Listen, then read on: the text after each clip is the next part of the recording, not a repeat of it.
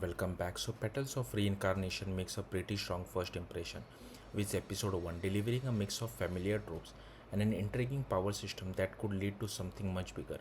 At first glance, it might seem like another edgy battle anime, but there's enough here to keep things interesting, especially with Toya at the center of it all. The episode wastes no time introducing Toya, Senji, a character driven by one simple frustration.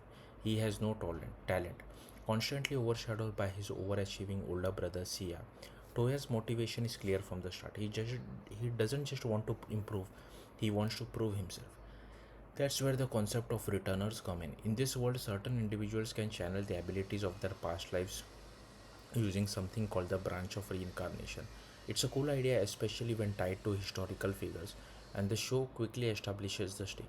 Not all returners are heroes, those who fight for humanity are called greats, while others, known as sinners, seek destruction.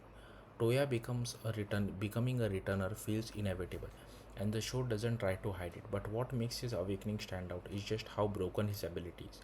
His power allows him to steal someone else's talent with his right arm and then use it with his left. It's a concept that instantly exciting, but also raises some concerns because yes, it's ridiculously overpowered. Before we even fully settle into the world, the episode throws us into the action with Haito facing off against Vlad, a sinner inspired by the infamous historical figure. The fight itself does a decent job of showcasing the anime's visual style and direction, even if it's more about setting the tone than delivering high level choreography. But the real twist comes when Toya steps in. Instead of engaging in a straightforward battle, he plays it smart and a bit ruthless. He steals Volodar's ability, then uses it from a distance to kill him without being detected. It's efficient, calculated, and honestly a little unsettling. This isn't your typical heroic protagonist, and that's where Toya becomes interesting. He's not trying to save the world, at least not right now.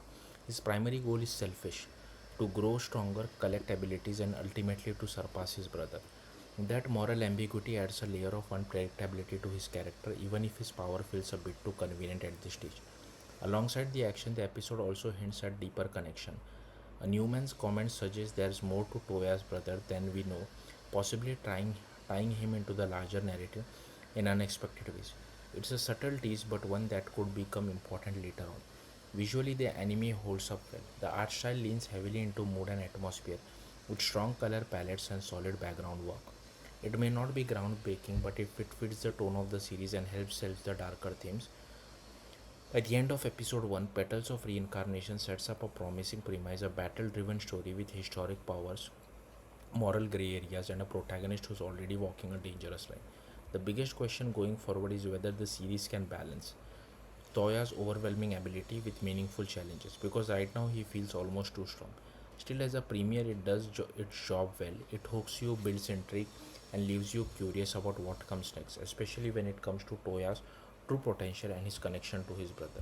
Thank you for watching. Bye.